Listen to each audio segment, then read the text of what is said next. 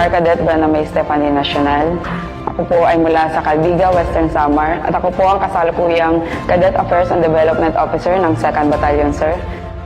Mag-isang itinaguyod ng kanyang solo parent na ina sa tulong ng kanyang lolo at lola, si Fire Cadet Branamay Stephanie Nacional mula sa Calbiga, Western Samar ay lumakang responsable at may takot sa Diyos. Bilang anak ng isang solo parent, mas lalong nagpursige si Fire Cadet National, hindi lang sa loob ng akademya, kundi maging noong siya ay nag-aaral pa.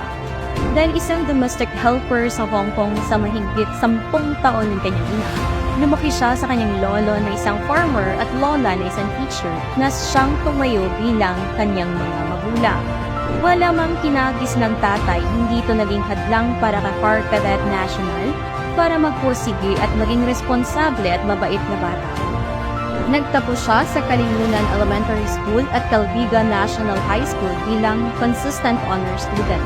Kursong Bachelor of Science and Criminology naman ang kanyang tinapos sa Summer Colleges Incorporated na kung saan nagtapos siya bilang cum laude. Isang registered criminologist na rin si Fire Cadet National bago pa man pumasok sa PNPA. At dahil sanay siya sa hindi makasama ang kanyang mga magulang, hindi naging mahirap ang mapalayo sa pamilya at makapag-adjust ng mabilis sa loob ng akademya.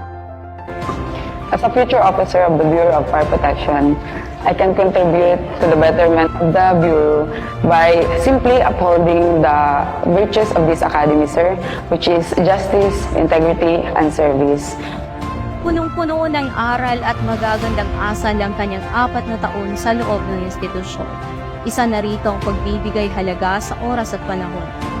Ngayon darating na 45th commencement exercises sa April 19, 2024, si Fire Cadet National ay tatanggap ng Plaque of Merit bilang Top 7 sa class. Naway magsilbi akong inspirasyon lalo na sa mga kabataang gusto ring magsilbi sa ating bayan.